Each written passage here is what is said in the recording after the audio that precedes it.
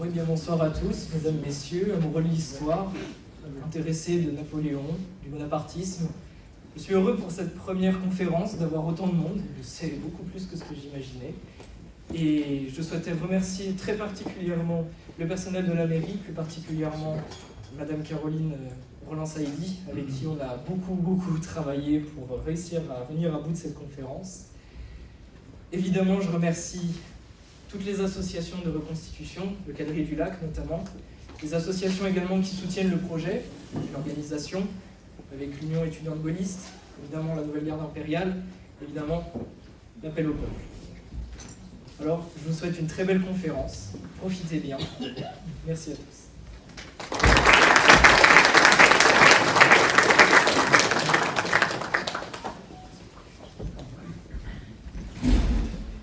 Bonjour mesdames et messieurs, ça fait plaisir de vous voir aussi nombreux ici rassemblés dans cette salle, ce salon Lamartine du Casino Grand Cercle, pour accueillir notre orateur, le cher prince, qui me disait que c'était sa première visite impériale, donc à Aix-les-Bains. Donc nous sommes très heureux et fiers avec les collègues qui sont présents, Isabelle Moreau-Joannet, adjointe au maire en charge de la culture et du patrimoine, Pierre-Louis Balthazar, qui lui s'occupe des parcs et jardins, nous sommes également une ville désormais impériale mais fleurie, et Christophe Moiroux, qui est délégué au commerce, autant d'élus qui sont passionnés d'ailleurs d'histoire, comme je le suis depuis longtemps, et étant d'origine corse, quand on était petit, évidemment, on nous faisait croire cette légende qu'on était cousin avec Napoléon, et donc forcément, j'étais très déçu. Plus tard, on en compte, pas le cas du tout, vraiment pas.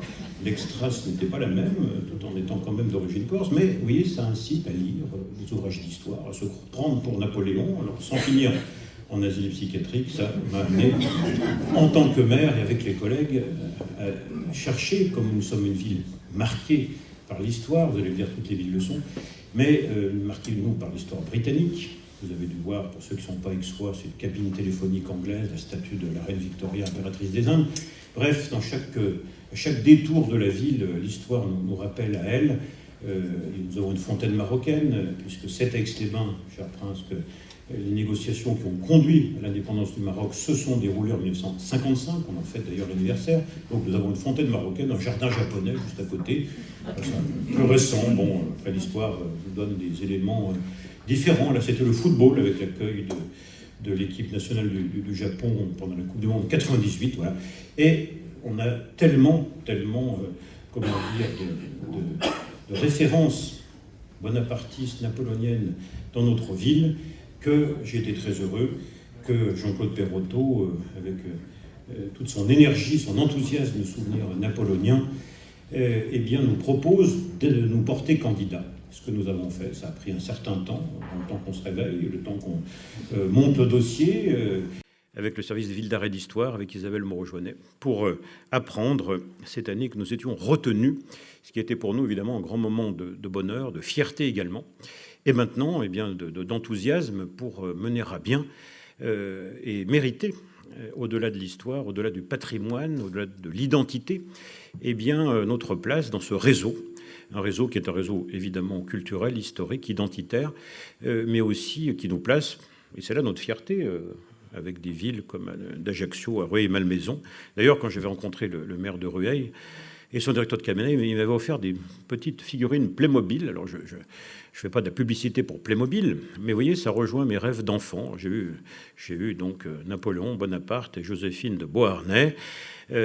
Autant d'ailleurs de noms de rues dans notre ville, comme dans bien des villes de France, heureusement, mais que j'ai déjà commencé avec les collègues à frapper du blason de ville impériale. À côté du blason, la ville d'Aix-les-Bains, toutes les villes, toutes les rues ou toutes les places d'Aix-les-Bains, ce qui permettra de faire un petit itinéraire, vous voyez, en tourisme culturel, en tourisme historique. Il y a des gens, vous le savez, qui planifient leurs vacances avec le Gauthier-Millau, le guide Michelin, mais aussi avec eh bien, le réseau des villes impériales. Donc, en nous inscrivant au cœur de celle-ci, en tant que ville d'art et d'histoire, eh bien, nous aurons à cœur d'accueillir des gens comme vous qui sont passionnés par l'histoire. Donc, merci à M. Perrotto, qui va rentrer plus dans le détail que moi, en tant que passionné. Merci à Camille Lafont, représentant l'appel du peuple, pour son enthousiasme également, aidé par Caroline, que je remercie aussi, parce que souvent on fait les choses un petit peu, précipitamment, mais quand même avec efficacité.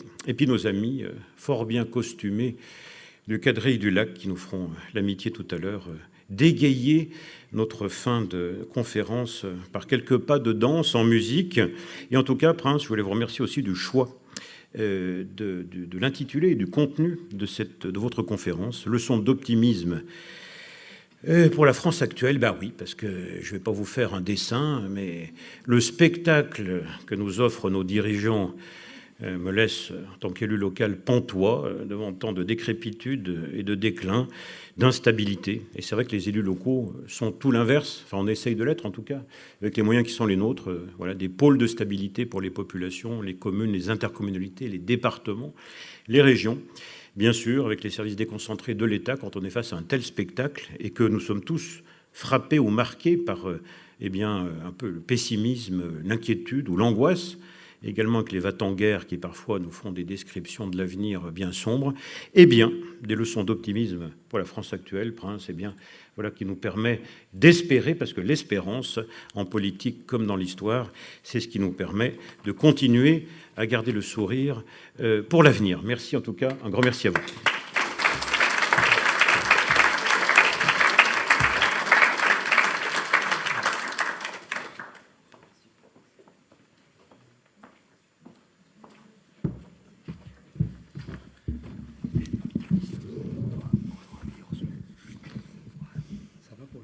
Très bien. Mesdames et messieurs, bonsoir.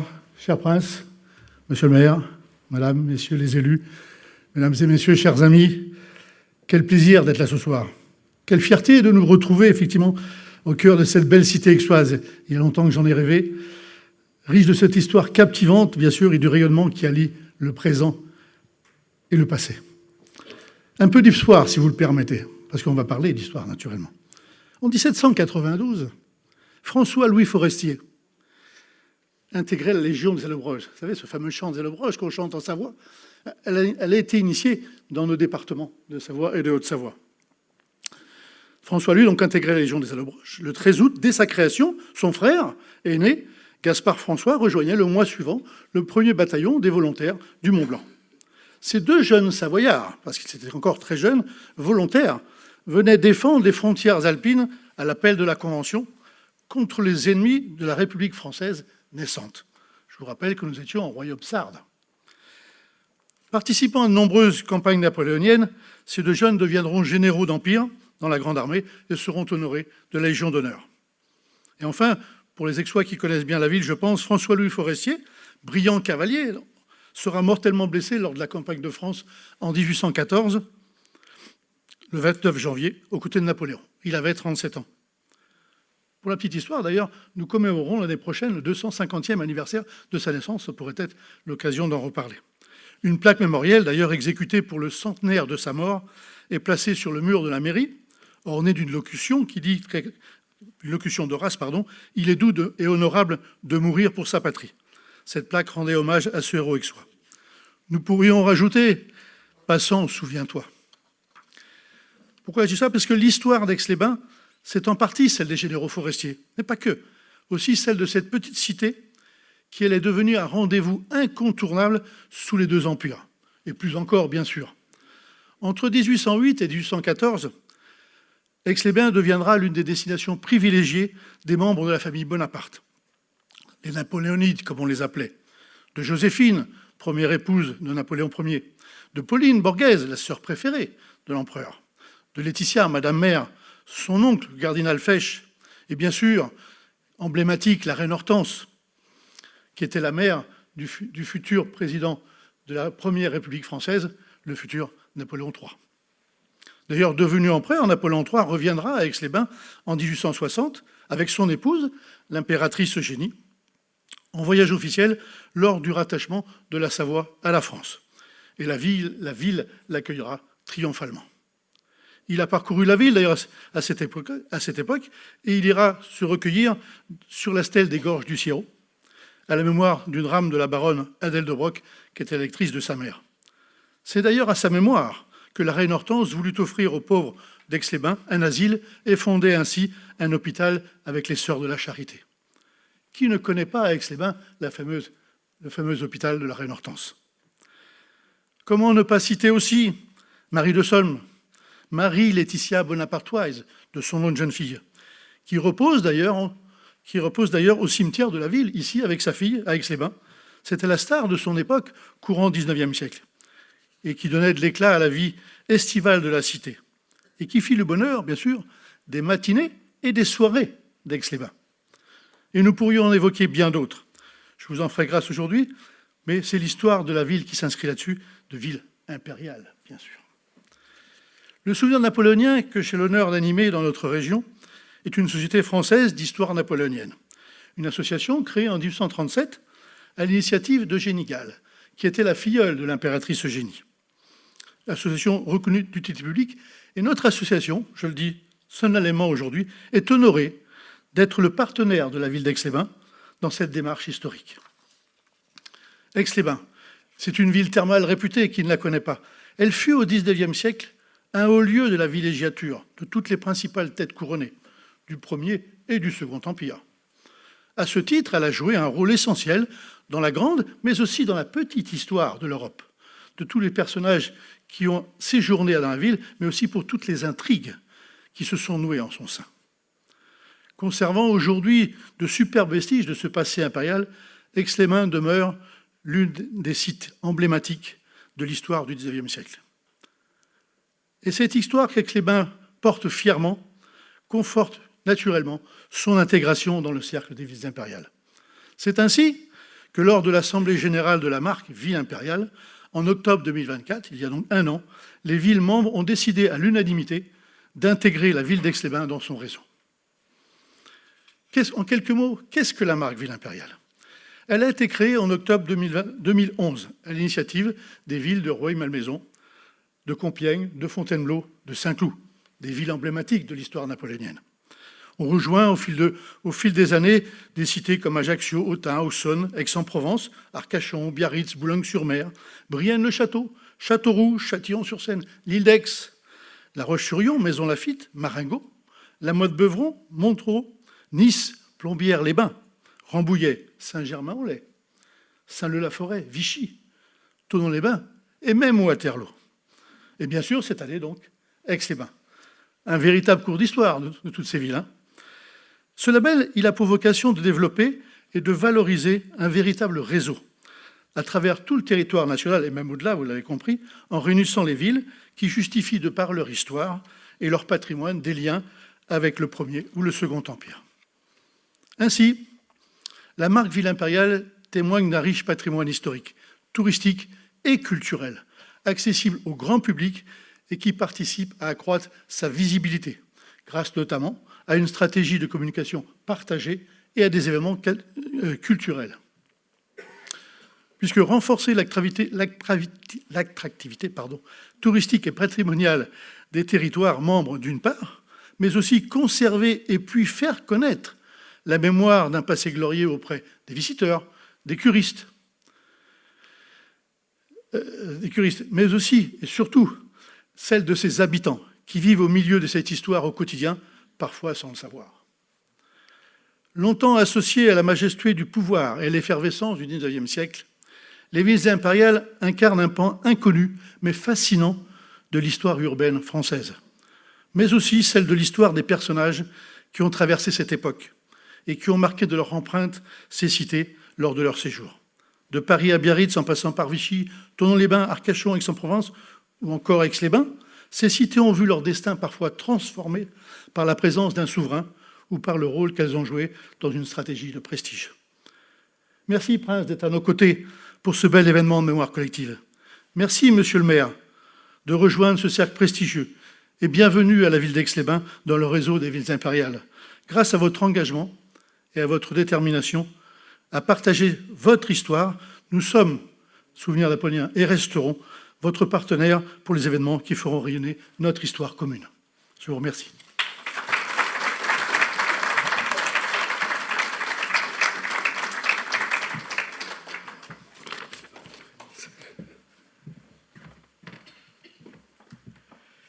Merci beaucoup Jean-Claude. Bonsoir à tous. Monsieur le maire, merci mille fois de m'accueillir dans votre magnifique ville d'Aix-les-Bains. Cher Jean-Claude Perrotto, pas entendu. Soyez napoléonien, merci pour ce rappel historique d'Aix-les-Bains. Comme ça, tu m'as fait gagner du temps parce que j'avais prévu ça aussi, mais comme ça, je vais pouvoir aller dans le vif du sujet directement. Je voulais saluer la présence également de Damien Cornu qui représente l'appel au peuple. Et des jeunes alors c'est les étudiants, c'est l'Union des étudiants gaullistes, hein, c'est ça. Donc il y a l'Union des étudiants gaullistes qui sont venus en masse. Et j'aimerais surtout remercier Camille Lafont pour le remarquable travail qui me donne l'occasion d'être ce soir parmi vous à Aix-les-Bains, ville impériale, monsieur le maire, bravo, c'est amplement mérité, et c'est une très très bonne nouvelle pour les villes impériales que Aix-les-Bains leur rejoigne, parce que vous avez un petit joyau, c'est absolument magnifique Aix-les-Bains, et il faudra qu'on en parle, parce que je pense que je vais bien faire des cures, très bien. Alors Napoléon III, qui a joué un rôle évidemment dans la vie d'Aix-les-Bains, notamment en l'aidant financièrement, mais surtout avec Eugénie, et puis la reine Victoria aimait beaucoup Napoléon III, elle est venue après, mais elle était très très proche de Napoléon III. Alors pourquoi parler de Napoléon III maintenant? Parce que vous savez, dans l'imaginaire collectif français, Napoléon III, en fait, c'est un souverain... on comprend pas très bien. Il est arrivé par coup d'État. Il a fait la fête pendant 18 ans en abusant de l'argent du peuple. Et ensuite, il a perdu l'Alsace-Moselle en s'humiliant devant les Allemands. C'est un peu ça, le résumé qu'on nous fait à l'école depuis maintenant 1870.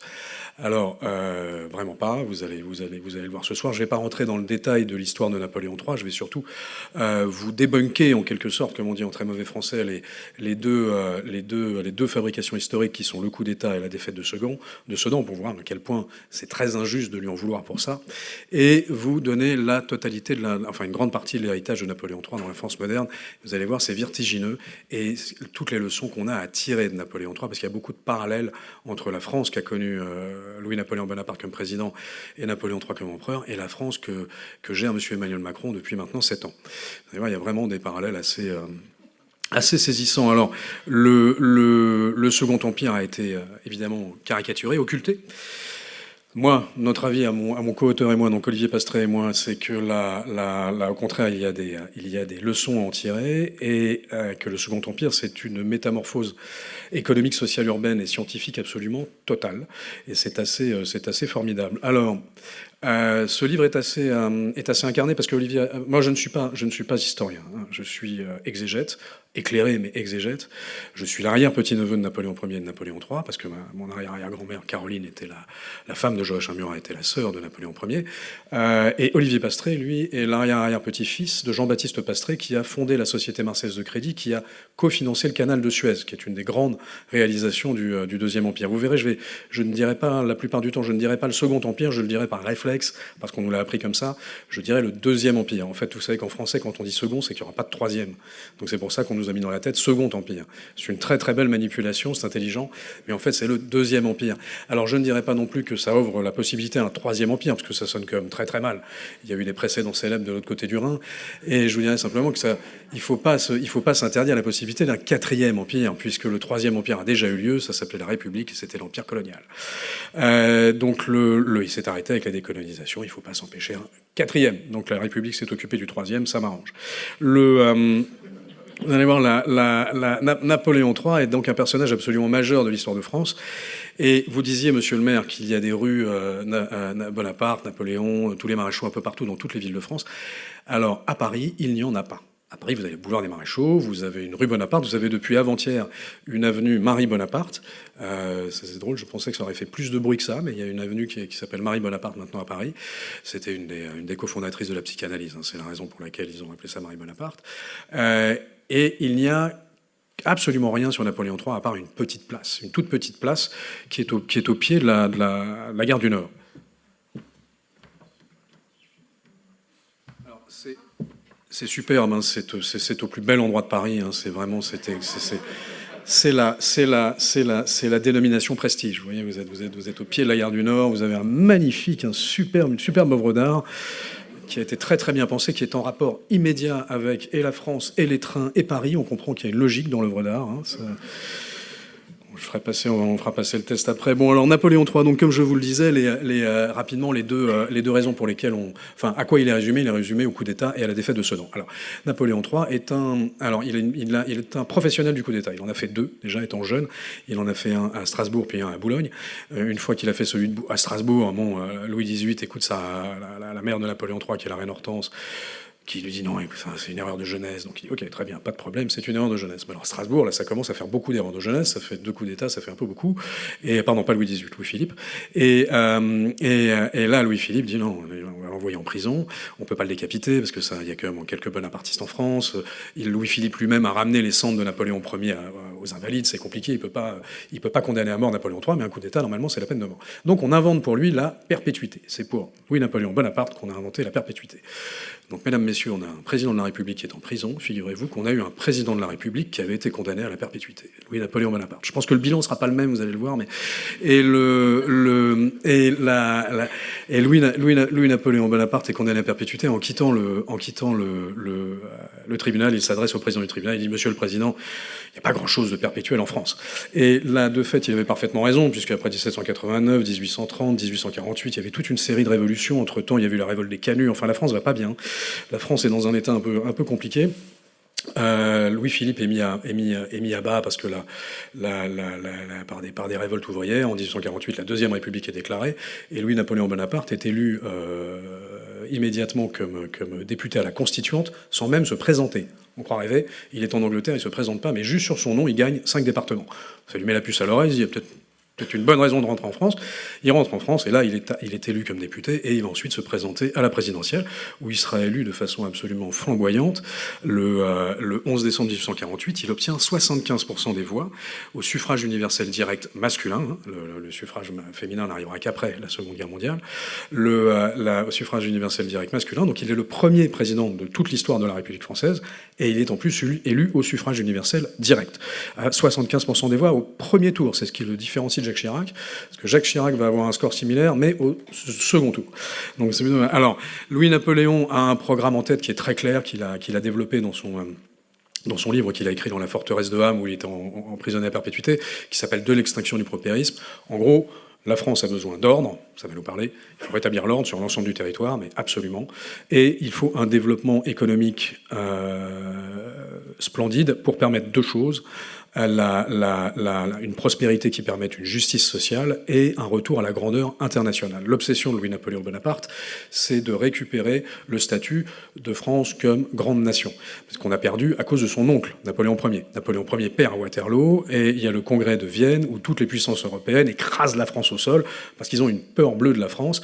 Et donc, de 1815 à 1848, la France est une puissance plus que médiocre. Elle est extrêmement moyenne, et c'est voulu. Et Louis-Napoléon Bonaparte va s'efforcer pendant tout son règne de relever tout ça, et il l'a pensé avant. Il l'a pensé en 1844. Il y a des choses à faire, c'est pas très très compliqué, il faut qu'on les mette en place, il faut qu'on s'y tienne. Et il veut les mettre en place, et il est élu pour 4 ans, non renouvelable, et il est président de la Deuxième République, et il n'a absolument aucun pouvoir. Alors cette absence de pouvoir va lui coûter très cher, parce que comme il n'a aucun pouvoir, il ne peut pas nommer Victor Hugo ministre de l'Éducation. Victor Hugo va lui en vouloir beaucoup, et ça va jouer énormément dans l'image tout à fait désastreuse de Napoléon III. Du futur Napoléon III. Donc pour le moment, il est président de la République, et il se dit: j'aimerais quand même pouvoir avoir la possibilité d'être réélu pour pouvoir appliquer un programme quand même. Donc il se rend compte qu'il peut pas. Son entourage lui dit: mais non, on va pas faire ça, on va faire un coup d'État, c'est pas la première fois, on en fera. Donc vous avez... Ouais, attendez, viens, on a pris le coup de main, quoi. Donc vous avez Morny, Persigny, Rouher, Maupas et les généraux Magnan et Saint-Arnaud qui le poussent au coup d'État, et lui dit: non, je ne veux pas faire de coup d'État, j'ai été élu légalement, il n'est pas question que je fasse un coup d'État. Donc il fait une consultation nationale. Donc il va passer par toutes les préfectures et toutes les villes de France, il va faire une grande consultation pour demander si les Français sont d'accord pour qu'il ait la possibilité de se représenter à une prochaine élection. 1 300 000 personnes dans une France qui compte 30 millions d'habitants, donc en gros 20 millions de votants, si vous voulez. 1 300 000 personnes disent oui. Il amène... Quand Philippe de Villiers fait un truc sur l'immigration, il ramène 2 millions sur 60 millions. Il fait ça en 2 secondes parce que c'est par Internet. Bon, l'Assemblée va avoir la même réaction qu'avec le référendum de Villiers. Il dit: bon, non, aucun intérêt, ça n'a aucune base légale. Et donc ça convainc Louis-Napoléon Bonaparte de faire le coup d'État. Et donc ça va être l'opération Rubicon. Donc là, vous voyez sur la gauche, sur la droite, pardon, sur la gauche pour vous, oui, sur la gauche, vous voyez Napoléon président, il prépare le coup d'État, et après il arrive Napoléon empereur. En gros, il y a le manteau d'hermine qui change, sinon pas tant que ça. Donc il est assez, oui, pas. Donc le coup d'État a lieu, le coup d'État a lieu le 2 décembre 1851. Et l'objectif est de dissoudre le Conseil d'État, de dissoudre le corps législatif, c'est l'Assemblée nationale de l'époque, et de proposer que le président soit là pour 10 ans. Donc, alors, ils arrêtent 78 personnes, hein, évidemment, dont les opposants principaux qui sont Thiers, Champ-Garnier et Cavagnac, mais pas Victor Hugo. Donc là, Victor Hugo, deuxième humiliation, il n'est pas arrêté. Donc il dit, mais quand même. Et et vraiment, il est de plus en plus agacé. Quand même, Victor Hugo. Donc manifestement, ça n'a intéressé personne. Donc Victor Hugo, Victor Schœlcher et Baudin, Victor Hugo en particulier, Victor Hugo le lendemain va immédiatement se rendre à un hôtel de police en disant arrêtez-moi, je suis maître Victor Hugo, l'opposant principal à Louis-Napoléon Bonaparte, le séditieux. Et le commissaire lui répond mais monsieur Hugo, cher maître, on n'arrête que les gens dangereux. Là, on a vraiment autre chose à faire. Donc il est épouvantablement vexé, et donc il va appeler à l'émeute, et donc tous les trois, en fait l'appel à l'émeute, à la résistance à ce coup d'État va fonctionner, et ça va créer dans toute la France des petits réveils, et là l'armée française va effectivement un peu surréagir, et de fait ce coup d'État va faire 600 morts, donc sur tout le territoire national, hein. Donc il va y avoir 600 morts pendant une semaine, le temps de calmer un peu le jeu. Alors 600 morts c'est beaucoup. C'est vraiment très important. Je vous rappelle que quelques mois avant 1848, 2-3 ans avant 1848, à l'époque, la République vient d'être nommée. Les journées, c'est juillet 1848, il me semble. Vous avez des milliers d'ouvriers dans la rue, et le général Cavaignac, général de la République, écrase la rébellion à Paris seulement, hein, et c'est la République qui le fait, c'est 5000 morts.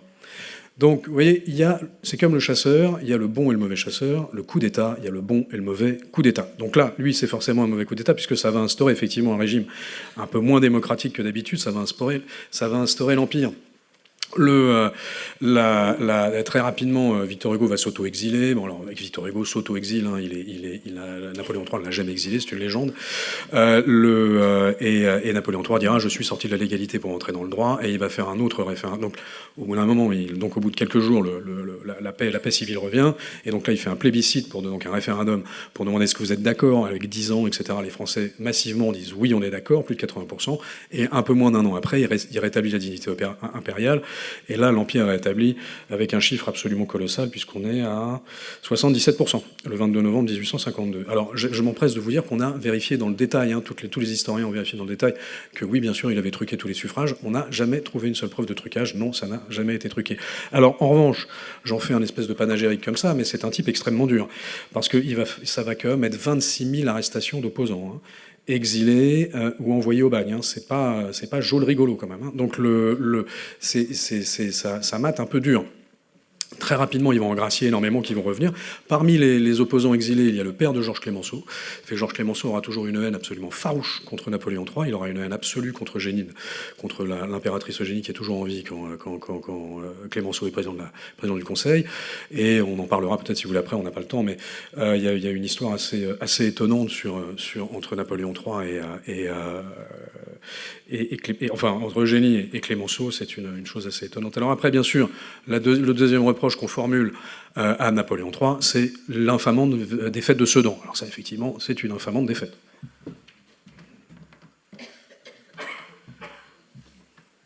Donc en gros, la France, depuis 1852, est un empire.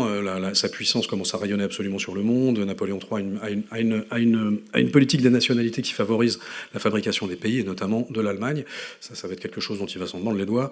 Et la Prusse se réarme en secret, et la Prusse attaque l'Autriche en 1866, et écrase l'Autriche complètement en 1866. Et là, Napoléon III et le maréchal Niel, son ministre de la Défense, se rendent compte qu'il y a un gros problème, c'est que si la Prusse attaque la France, elle nous met une pile, parce l'armée est beaucoup mieux armée, beaucoup mieux préparée, beaucoup plus nombreuse. Et ils ont fait ça en silence, ils ont fait ça sans qu'on s'en rende compte. Donc la Prusse à l'époque, c'est le prince de Hohenzollern, Guillaume Ier, et son chancelier, le génialissime Bismarck, qui est sans doute l'homme politique le plus brillant de cette période. Et là, à ce moment-là, Niel et Napoléon III demandent au corps législatif, donc l'Assemblée nationale, il faut moderniser l'armée, il faut faire passer une loi de modernisation. Entre-temps, Napoléon III avait libéralisé son régime. De 52 à 60, c'est un régime dur. C'est un régime où il y a une assemblée, il y a des élus, mais c'est des candidats officiels, c'est un peu fantoche. Et il se rend compte que malgré que ce soit un peu fantoche, il y a tout de même une dérive libérale, enfin une volonté libérale de la part du peuple, même s'il y a quand même des élections au suffrage universel direct pour élire les représentants, même s'ils sont un peu pointés désignés, mais il se rend compte donc il voit que la France a besoin de se libéraliser. Donc il va ouvrir, il va libéraliser, parce qu'il a vraiment il a un sens très profond, très aigu de l'opinion publique, Napoléon III. C'est ce qui le rapproche d'ailleurs de nombreux présidents de la République depuis, c'est qu'il est très attentif à l'opinion publique, très très attentif à l'opinion publique. Et donc son corps législatif est libéral et donc vote absolument pas dans le sens que lui leur demande. Et ils vont refuser la modernisation de cette armée. Alors après, ça dépend un petit peu des visions qu'en ont les historiens. Ma théorie à moi, c'est que ça tient pratiquement lieu du sabotage. C'est qu'en fait, le pouvoir en place, le corps législatif à ce moment-là est composé essentiellement d'orléanistes, de républicains et de bonapartistes. Mais dans les bonapartistes, vous avez des bonapartistes libéraux, c'est-à-dire en fait c'est des républicains un peu masqués sous la tutelle de bonapartistes, et dont le corps libéral des orléanistes se rendent compte que s'ils veulent un jour retrouver le pouvoir, ils ne se débarrasseront jamais de Bonaparte. Parce que Bonaparte, à chaque fois qu'il fait un référendum, il est réélu, il va en faire 5 pendant tout son règne. Il prend à chaque fois 80% des voix. Donc ils disaient, on n'arrivera jamais à se débarrasser du régime impérial. Tout ce qui va marcher sera éventuellement une défaite militaire. Donc s'il nous demande de réarmer son armée, surtout pas. On va gentiment attendre la défaite. Donc il y a un aspect un peu sabotage. D'autres historiens penchent plutôt que pas du tout. En fait, c'est un aveuglement complet de l'époque. Ils s'en sont absolument pas rendus compte. Alors Napoléon III, lui, n'est pas du tout volontaire pour aller se battre. Le cas de Sedan est un cas intéressant dans le monde dans lequel on vit, puisque c'est la première fois qu'une fake news va complètement changer la face du monde. Puisque vous savez qu'en fait, Sedan, on l'a déclenché à cause d'une dépêche diplomatique, on n'a pas le temps d'entrer dans le détail, mais en gros, une dépêche diplomatique produite par le chancelier Bismarck, qui explique que l'ambassadeur de France a été mal reçu par le valet de chambre du roi de Prusse, ce qui n'est pas vrai du tout, mais c'est pas grave, ça crée un énervement auprès du corps législatif et auprès des opposants de l'Empire, qui réclament la guerre à corps et à cri, et donc on va déclencher la guerre sur une fake news. Donc soyons très attentifs, mais alors très très attentifs aux fake news. Ça c'est vraiment absolument fondamental. Alors, la défaite de Sedan a comme conséquence numéro 1 qu'on va perdre l'Alsace-Moselle, ce qu'on a beaucoup reproché à Napoléon III. Alors là, à nouveau, c'est faux, ça n'est pas Napoléon III. Napoléon III, le 2 septembre 1870, perd à Sedan, il est mis en prison le 3. Le 4, il est en résidence surveillée. La République, et là, à nouveau, il y a les bons et les mauvais coups d'État, la République fait un coup d'État et s'instaure par coup d'État le 4 septembre 1870. À noter que ça ne fait aucun mort. Et pour se maintenir, il déclare le gouvernement de défense nationale. Donc, maintient la guerre. Là où Bismarck comprend pas du tout ce qui se passe, parce qu'il se dit, il y a un truc, on avait gagné, là, pourquoi est-ce que... Et donc, ça va emmener l'invasion complète du territoire national, la commune de Paris, le siège de Paris, ça va être absolument épouvantable. Et à la fin, une négociation en mai 1871 qui nous fera perdre l'Alsace-Moselle. Donc, en septembre 70, Napoléon III n'est plus du tout au pouvoir, et on perd l'Alsace-Moselle en mai 1871, il y a 9 mois. Donc, effectivement, sans Sedan, on n'en serait pas arrivé là. Mais tenir Napoléon III comme étant le seul et unique responsable de la perte de l'Alsace-Moselle, c'est parfaitement infâme. Et d'ailleurs, on va entrer dans un truc qui est très intéressant, c'est que c'est un peu plus tard en 71, le corps législatif va voter une loi qui va vous rappeler quelque chose. Vous savez, nous on a les fameuses lois Guesso. Il y a des aspects de l'histoire qu'on n'a pas le droit de discuter, pas le droit de critiquer, sinon c'est pénal. Et ben la première, ça va être celle qui va être publiée, je crois que c'est en juillet 1871, il faut que je revérifie, où à partir de dorénavant jusqu'à désormais, tout a été et tout sera toujours de la faute de l'empereur Napoléon III. Et tout historien qui dit quoi que ce soit d'autre est passible de poursuite. Il y a quand même vraiment une volonté d'écraser tout ça. Alors évidemment, le grand acteur de l'écrasement, celui qui va être manipulé le plus possible par une troisième république un peu fragile sur ses appuis, c'est bien sûr...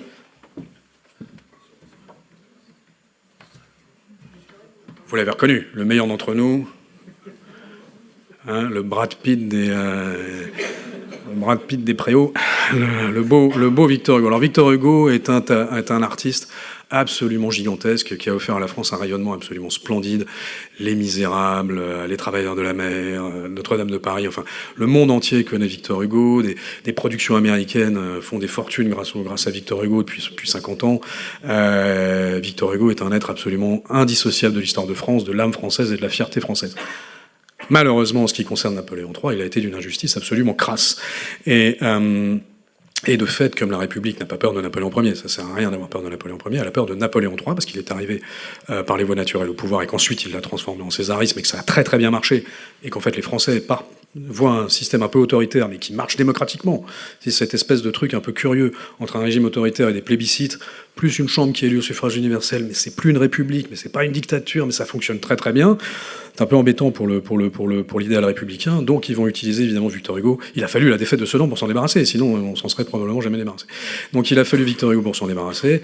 Alors maintenant, je vais simplement vous citer quelques opposants de l'époque qui, contrairement à Victor Hugo, par la suite ont fini par se rendre compte que c'était un petit peu injuste qu'on lui ait fait subir. Le premier, c'est Émile Zola. Émile Zola a écrit toute l'œuvre d'Émile Zola est contre le Deuxième Empire. Toute l'œuvre d'Émile Zola est une critique du Deuxième Empire. L'argent, le bonheur des dames, Germinal, bien sûr. Alors, Émile Zola a écrit à propos de Victor Hugo le Napoléon III des Châtiments, qui est un des livres les plus à charge écrits par Victor Hugo, écrit par Napoléon III contre Victor Hugo. Le Napoléon III des Châtiments, c'est un croque-mitaine sorti tout beauté, tout éperonné de l'imagination de Victor Hugo, donc c'est une fantaisie. Rien n'est moins ressemblant que ce portrait, sorte de statue de bronze et de boue, élevée par le poète pour servir de cible assez très acérée, disons-le en un mot, assez crachat. C'est-à-dire qu'en fait, Émile Zola, 15 ans après l'Empire, il n'a plus rien à y gagner, il a tout à y perdre.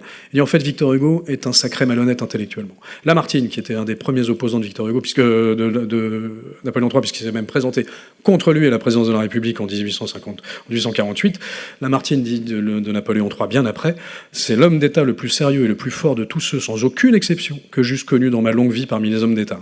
Il écrit ça bien après, ils n'ont plus rien à gagner, ils ont tout à perdre. La République est anti-bonapartiste au possible.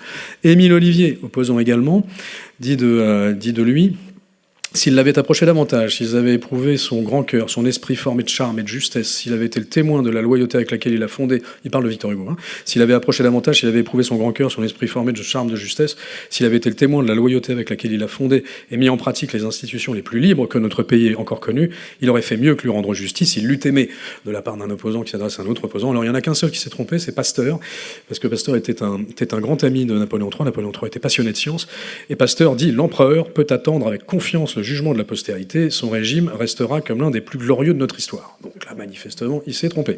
C'est pas exactement ce qui s'est passé. Alors maintenant, c'est tout ça pour vous dire, voilà, Sedan et le coup d'État, c'est un peu excessif. Ce qui s'est passé entre les deux, il y a énormément d'aventures incroyables, des choses superbes. Je vais vous faire le bilan de ce que ça nous a ramené. Et ensuite, on va voir en quoi ça peut nous inspirer aujourd'hui. Mais sinon, tout est dans le livre. Il est très beau, ce livre.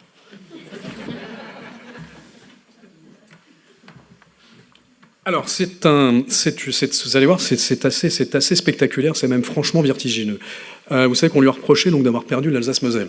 On est bien d'accord, c'est pas entièrement à cause de lui. Mais néanmoins, on oublie de rappeler que c'est lui qui triple le domaine ultramarin. C'est lui qui ramène la Nice et la Savoie à la France. D'ailleurs, Aix-les-Bains est bien passé pour le savoir. Le territoire français représente, sous le Deuxième Empire, 10% de la surface des terres émergées. 10%. Ça n'a jamais été aussi grand. Alors, en termes, comme je vous le rappelais, la volonté de Napoléon III, c'est d'équilibrer la prospérité et la justice sociale. Donc, commençons par la prospérité. Donc, il va créer les banques de dépôt. Il va créer le Crédit Immobilier, le Crédit Lyonnais, la Société Générale. Il va créer l'ancêtre de la BNP Paribas. Il va faire démultiplier les chambres de commerce. Il va créer le statut de société anonyme et le statut de société à responsabilité limitée. Ce qui aujourd'hui est la SAS et la SASU, mais ce qui a permis de développer l'entrepreneuriat qui n'existait pas. Alors vous savez qu'il y a cette loi qui nous dit que si on a 200 € de découvert, ça va être compliqué. Mais en fait, vous savez grâce à qui ? C'est grâce à Napoléon III, parce que pour avoir un découvert, il faut un compte en banque. Et pour avoir un compte en banque, il faut des banques de détail. Et celui qui a inventé les banques de détail, c'est Napoléon III. Avant Napoléon III, vous n'aviez pas, personne n'avait de compte en banque. Il n'y avait que les grandes institutions financières, les grands propriétaires, les aristocrates qui avaient des comptes en banque, et qui avaient accès à la finance.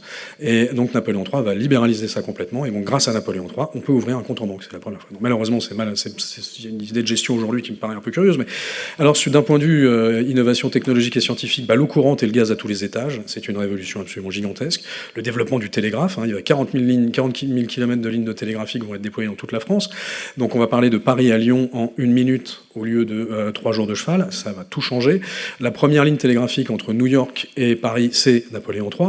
Les transports publics, évidemment, avec l'omnibus, le tramway et le vélo, vont bien sûr exploser. Le vélo, Anne Hidalgo doit beaucoup à Napoléon III.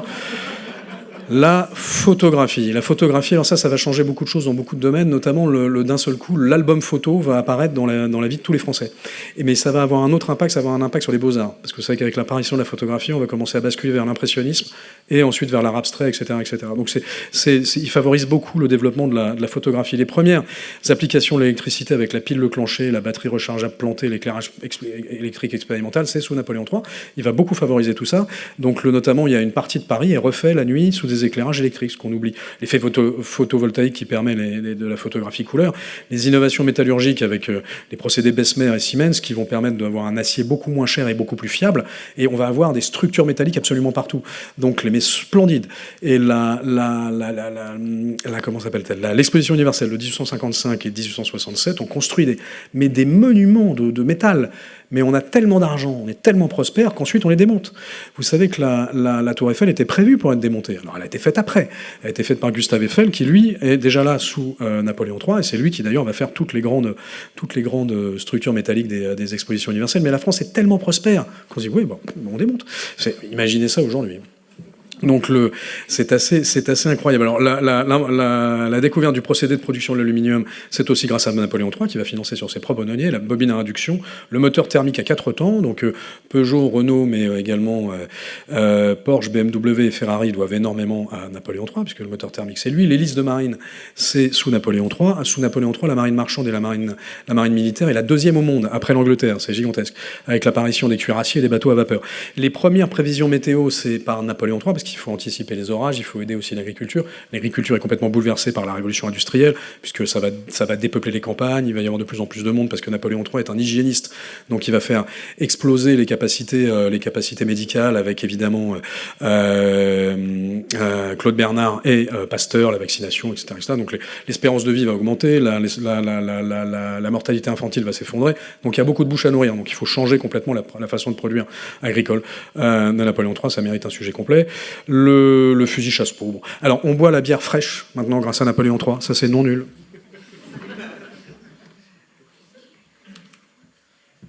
On boit sa bière fraîche, alors qu'avant, on la buvait tiède, comme un Anglais. Donc cette fois-ci, ça y est, c'est fini. L'apparition des menus au restaurant, c'est Napoléon III aussi, parce qu'avant, il n'y avait pas de menu. Avant, vous arriviez dans une auberge, on vous disait, voilà, ça, voilà, il y a de la betterave, des haricots rouges, et j'aime pas ça, mais il n'y a que ça. Et là, d'un seul coup, vous avez entrée, plat, dessert, les menus. L'arrivée des grands magasins, alors ça, évidemment, bon, vous connaissez tous, hein, le Bon Marché, la Samaritaine, les Galeries Lafayette, le BHV, tout ça, mais surtout, ce que ça fait, c'est que vous avez les prix sont affichés. Alors qu'avant, vous alliez dans une boutique, les prix n'étaient pas affichés. Donc, c'était un peu à la tête du client. Maintenant, les prix sont affichés. Et une innovation technologique majeure qui a changé la vie de tous les Français et qui, là, vraiment, mesdames et messieurs, si vous connaissez un souverain qui a permis une amélioration du quotidien de ses citoyens ou de ses sujets aussi importante que celle-là, Napoléon III nous a amené la chasse d'eau. Est-ce que vous vous rendez compte à quel point ça change la vie? C'est-à-dire que vous videz plus votre pot de chambre par la fenêtre, vous tirez la chasse. Ça change absolument tout. Alors évidemment, d'un point de vue industriel, c'est la révolution industrielle. Hein. On va passer de 3500 à 23 000 km de voies ferrées, donc la moitié de la voie ferrée qui existe aujourd'hui en France vient de Napoléon III. Modernise tous les ports, hein, Marseille, Le Havre, Bordeaux. Il va créer le canal de Suez. Il va également moderniser le port de Dakar et d'Alger. Il va faire la promotion d'une production industrielle de masse. La production agricole va augmenter de 60%, la production industrielle va augmenter de 73%, les exportations vont augmenter de 164%. Les constructions des routes vont être doublées, sachant que nous, on a quelques petits problèmes d'infrastructure en ce moment. Il y a une vaste politique d'urbanisation et d'assainissement, bien sûr le Paris haussmannin, Biarritz, Vichy, Marseille, Lyon, Bordeaux, les Landes, la Corse, tous les canaux, en partie Aix-les-Bains, le port de Dakar, d'Hanoï, d'Alger, les fameux travaux haussmanniens. Alors ça, vous savez, on parle de Second Empire et pas de Deuxième Empire, mais c'est pareil, on parle de Paris haussmannien, on parle pas de Paris napoléonien. Ça, c'est aussi une méthode de manipulation mentale, parce qu'en fait, c'est un Paris complètement napoléonien. Le Paris n'est pas haussmannien. Haussmann est un génie. Haussmann, en plus, est honnête. Haussmann est un génie de maître d'ouvrage, mais le maître d'œuvre, c'est Napoléon III. Il dessine les avenues, il décide de la taille des avenues, de la largeur des avenues, de la hauteur des immeubles, du nombre d'arrondissements. Il exige que chaque avenue soit reliée à une statue qui évoque la gloire française. Il va être, comme il est très hygiéniste, il va faire crever les avenues, non pas pour tirer au boulet de canon, comme on l'a dit, et charger à cheval, parce qu'on a tiré au boulet de canon, on a chargé à cheval dans les rues de Paris, bien avant Napoléon III, non pas non plus pour empêcher les barricades, parce qu'on va continuer à faire des barricades bien après Napoléon III, hein, je pense que tout le monde s'en est rendu compte, c'est pour que l'air circule. Parce qu'il y a des épidémies de choléra tout le temps à Paris. Donc c'est pour l'hygiène publique. Donc il va creuser un réseau d'égouts, il va amener l'eau potable, il va évidemment créer le bois de Boulogne, les buts de Chaumont, Monceau, Montsouris, le bois de Vincennes, tout ça, c'est lui. Toutes les grandes gares, la gare Montparnasse, la gare Saint-Lazare, la gare du Nord, la gare de l'Est, la gare de Lyon, c'est lui. Tous les grands théâtres, hein, le Cirque d'hiver, l'Opéra Garnier, etc., tout ça, c'est lui. Et on continue à parler d'osmanisation. Ouais, c'est comme fou. C'est bien fait la manipulation. Hein. Donc si on est d'accord, la prochaine fois qu'on vous parle de Paris, dites le Paris napoléonien. Et il a une petite place, Napoléon, face à la... C'est sympa. Ça va avoir un grand impact à l'étranger, puisque Bruxelles, Bucarest et Buenos Aires vont entièrement s'inspirer du Paris Napoléon III. Alger, bien sûr, mais là, c'était français, donc ça posait pas tellement de trucs. Alors, en termes d'innovation sociale, donc c'est le en même temps Napoléon III, un petit peu comme le en même temps macronien, c'est-à-dire qu'en même temps, on favorise le développement industriel, la finance, l'argent, etc., et en même temps, on protège les classes ouvrières et les travailleurs les plus exposés. Donc il va légaliser le droit de grève, donc il va développer les sociétés de secours mutuels, il va financer personnellement la construction de logements ouvriers salubres, les bains publics urbains et les hospices pour ouvriers malades. Il va augmenter l'instruction publique de 103%, les filles vont enfin accéder à l'instruction publique, il va donner l'indépendance des universités et créer l'école pratique des hautes études. Pour un dictateur, indépendance sur l'université, c'est pas très bien pensé, donc c'est peut-être pas un dictateur. Il va créer des rectorats et des académies, il va mettre en place l'école publique gratuite, hein. Ça n'est pas Jules Ferry qui met en place l'école publique gratuite, c'est Victor Duruy, c'est Napoléon III. Jules Ferry va la rendre obligatoire. Pas tout à fait la même chose. Napoléon III va créer des hospices, des maisons de retraite. L'impératrice Eugénie va en créer notamment à Aix-les-Bains. 153% d'augmentation d'assistance publique pour les enfants assistés. L'apparition des syndicats. Il va créer l'inspection du travail. Il va créer les caisses de retraite. Il va créer la retraite pour les fonctionnaires. Il va créer l'assurance maladie, les premières mutuelles, la première semaine de congés payés pour les fonctionnaires, la fondation de la Croix-Rouge bien sûr. Et alors, quelque chose qu'on trouve tout à fait naturel, le dimanche non travaillé. Alors avant, il y avait des dimanches non travaillés, mais c'était à la tête du client. Donc c'est celui chez qui vous travaillez qui décidait si oui ou non vous bossiez le dimanche. Napoléon III va rendre le dimanche chômé obligatoire. C'est comme donc si on peut boire une bière fraîche à la terrasse d'un café en regardant le menu un dimanche, c'est grâce à Napoléon III. Donc c'est comme n'oubliez pas, la prochaine fois vous irez en terrasse pour faire de la résistance, hein. N'oubliez pas que c'est largement grâce à Napoléon III. Alors avant de malheureusement quitter le pouvoir en 1870, rendez-vous compte que Napoléon III avait dans ses cartons le fait qu'il voulait donner le droit de vote aux femmes et il voulait abolir la peine de mort. Donc bon, on est comme face à quelqu'un qui a tout de même une vision et une volonté de progrès qui est exceptionnelle. Tout est dans le livre.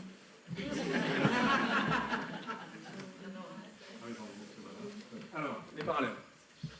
Alors évidemment, aujourd'hui, il y a beaucoup de parallèles. Hein. La fracture sociale et la défiance politique, c'est à peu près aveuglante pour tout le monde. Hein. On a effectivement, voilà, bien sûr les gilets jaunes, mais avant il y a les bonnets rouges, et puis maintenant il y a comme un détachement complet de la vie publique de la part de l'immense majorité des citoyens qui est très très préoccupant. Il y a une tension sociale qui est très forte. Bon, lui connaissait ça, bien sûr. Il y a des crises extérieures qui sont très similaires. Hein. La guerre en Ukraine, la guerre en Crimée sont tout à fait similaires. Il y a un déséquilibre entre la puissance américaine et l'Europe, que Napoléon III avait déjà identifié à l'époque, et des révolutions technologiques qui vont tout changer dans la vie des gens. Alors ça donne tout de même, si vous voulez, un empereur qui, face à ces défis, va faire de la France, qui est une toute petite puissance sous tutelle, alors qu'il a tous ces défis face à lui, il va en faire la deuxième puissance mondiale après l'Angleterre, au point même que l'Angleterre va faire tout ce qu'elle peut pour que Napoléon III et son régime s'écroulent, parce qu'ils se rendent bien compte qu'ils vont être dépassés à un moment ou à un autre. Donc c'est absolument incroyable. Alors nous, face à ces défis, il me semble pas qu'on soit encore la deuxième puissance mondiale, mais on peut y travailler. Alors, il y a une série, et c'est là que ça devient vraiment intéressant, il y a une série de possibilités si on s'inspire de Napoléon III en restant républicain.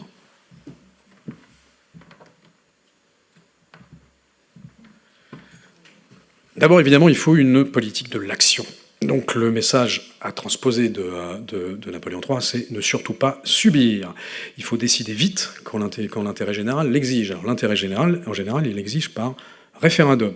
Donc il faut unir l'idée de la consultation populaire sur les choix structurants, c'est que ça permet d'unir des gens qui sont des adversaires entre eux, qui sont pas d'accord entre eux, on les unit autour d'objectifs concrets. Un référendum, c'est pas uniquement pour valider un espèce de fou césariste, parce que sinon il le ferait pas, le mec. Donc il le fait. Un, ça valide sa politique évidemment, mais deux, surtout, ça unit le corps électoral autour d'un projet commun. Il est responsabilisé, ça donne un sentiment de nation, le fait de voter pour des projets structurants. Bah, évidemment, la peine de mort aurait dû passer par référendum, elle n'aurait jamais dû passer par congrès. La fin de vie, l'immigration, l'euthanasie, tout ça sont des trucs extraordinairement structurants. Le mariage pour tous, ça aurait dû passer par référendum, ça n'est pas passé par référendum. Et comme le disait très bien Napoléon III, on ne gouverne pas contre le peuple. Donc il y a également un truc qui change tout, c'est une politique d'homme responsable, une politique d'adulte, c'est-à-dire sortir un petit peu de la politique du jardin d'enfants. Vous avez vu que dernièrement, une grande illustration de la politique du jardin d'enfants, c'est Madame Dati qui vient expliquer qu'il n'y avait aucun problème de sécurité dans les jardins, dans le système du Louvre. Tout a fonctionné. Mais c'est un échec. Ah, d'accord. Et c'est la faute de... Bah, c'est pas la mienne. Ah, ok. La directrice du Louvre, ah non, on n'accepte pas sa démission. Et la responsable de la sécurité, elle démissionnera pas. C'est pas de sa faute, c'est parce qu'il n'y avait pas assez d'argent. C'est pas moi, c'est lui. Donc ça, c'est pas possible. Vous voyez, personne ne met sur le banc des accusés les responsables. Il n'est pas question de les juger, les envoyer en prison, mais quand vous avez une responsabilité publique importante ou privée importante, quand dans votre fonction quelque chose a failli, vous démissionnez. Et là, moi, je pense qu'il faut les limoger parce que c'est un très très mauvais message. Et c'est systématiquement la même chose. Donc vous avez Guillaume Castaner, par exemple, qui est le représentant de Shine aujourd'hui, qui est la plateforme qui vend des poupées pédophiles sur Internet. C'est Christophe Castaner, l'ancien ministre de l'Intérieur, qui est représentant des intérêts de Shein en France. Le président Macron l'a défendu à ce sujet. Il y a quelque chose qui ne va pas. Donc il y a quelque chose qui ne va vraiment pas. Donc il y a une politique de responsabilité. Et évidemment, il faut restaurer l'ordre, ça c'est la base. Il est temps que les bons se rassurent et que les méchants tremblent. Ça vous rappelle, il faut terroriser les terroristes. Mais ça va vous rappeler aussi une phrase, il faut être gentil avec les gentils et méchant avec les méchants. Vous vous rappelez de... Voilà. Après, on fait comme on veut. Alors l'État stratège, évidemment. L'État stratège, c'est la base. Il faut remettre l'industrialisation et l'innovation au cœur du projet national. Alors là-dessus, on a plein de sujets possibles. L'énergie décarbonée, la souveraineté numérique, essentielle. Les ressources maritimes. La France, grâce à Napoléon III, a le 2e territoire marin. Donc c'est quand même dommage de pas... Le nucléaire, évidemment. Là, la France, effectivement, là, le président Macron a fait œuvre de... Pour le coup, le fait vraiment. Les batteries, les semi-conducteurs, la santé, le spatial. On est des leaders dans le spatial. Il faut surtout pas rater ça. L'industrie 4.0, faire des pôles régionaux. Il y a 3 chantiers phares qui devraient être mis en place le plus vite possible. Ils sont partiellement mis en place d'ailleurs. Évidemment, des programmes nucléaires sur les EPR et les SMR. Les EPR, on est en train de repartir, c'est une très bonne idée. L'hydrogène vert, l'électrification industrielle. Essentiel, la souveraineté numérique et l'intelligence artificielle. Essentiel. Il faut un cloud souverain, il faut des capacités de calcul à haute intensité, ce qu'on appelle les High Power Computing, HPC. Là, il faut absolument développer tout ce qu'on peut pour amener des fonds privés et publics dans le développement d'une intelligence artificielle. Il faut fabriquer 10 000 talents sur l'intelligence artificielle par an en France, et il faut anticiper et prévoir les conséquences sociales et sociétales de l'arrivée de l'intelligence artificielle dans tous les domaines. Dans le domaine de l'éducation, dans le domaine du travail, bien sûr, les pans entiers de gens qui vont se retrouver à la rue. Il faut impérativement penser à ça. Dans le domaine de l'équilibre mental de notre jeunesse, on a de plus en plus de jeunes qui prennent leur téléphone et qui expliquent à ChatGPT les problèmes qu'ils ont à l'école, et ChatGPT leur répond. C'est pas le métier de ChatGPT. Il faut absolument anticiper tout ça. Je pense que le président Macron fait un travail remarquable pour ce qui est de favoriser un environnement économique favorable de développement du numérique français et de l'intelligence artificielle française. Et ça, vraiment, pour être dans ce domaine, je le constate. En revanche, j'ai pas l'impression que les conséquences sociétales soient prises en compte. Alors, la puissance maritime, évidemment, on est 2e zone économique mondiale. Il faut faire de l'éolien, il faut faire de l'hydrolien offshore. Il faut avoir une police des zones économiques maritimes. Il faut absolument s'occuper de nos ressources de fonds marins. Les terres rares, c'est quand même un vrai sujet, les terres rares. Tout le monde dit la Chine, le plus grand propriétaire de terres rares, c'est nous. Vous le saviez, ça? C'est nous. Le pays qui a le plus de terres rares, c'est la France. Vous savez pourquoi? Parce que ce sont les nodules polymétalliques qui sont dans les fonds marins. La plus grande surface de fonds marins français au monde, alors là, on n'est pas 2e, c'est nous. On est les premiers en zone économique exclusive, on est les 2e en zone économique exclusive, mais on est les premiers en fonds marins. C'est comme ça, c'est l'accord Transplac de 2017 de l'ONU. On a la plus grosse quantité de terres rares disponibles, c'est la France qui l'a. On l'exploite pas du tout. Il y a quand même un truc à faire là.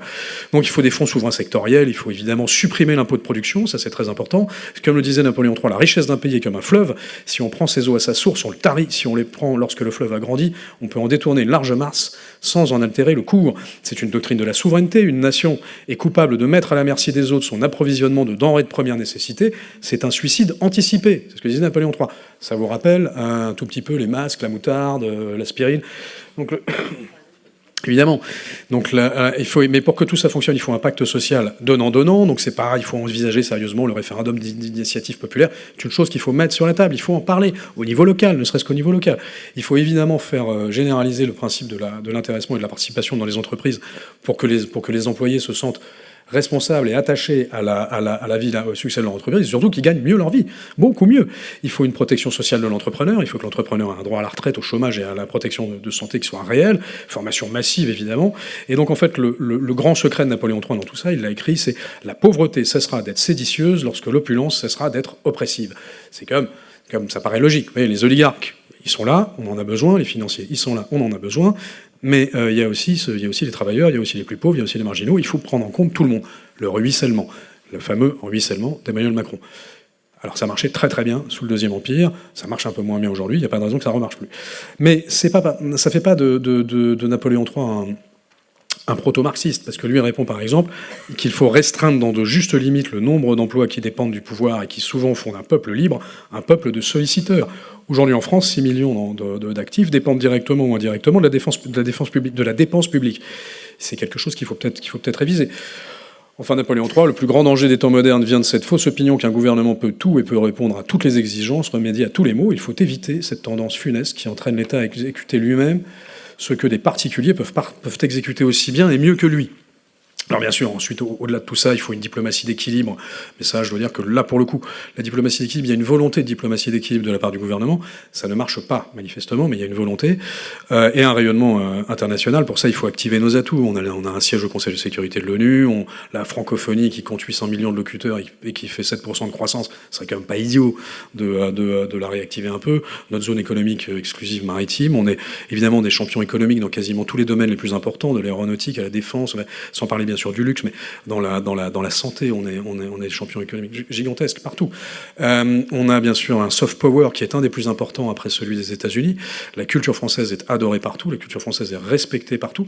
C'est un vrai pouvoir. Donc il y a beaucoup de choses à faire, avec des coalitions réalistes, avec une Europe des nations par projet. Peut-être que la construction européenne aujourd'hui devrait être revue. Ça peut faire partie du sujet. C'est dans le livre.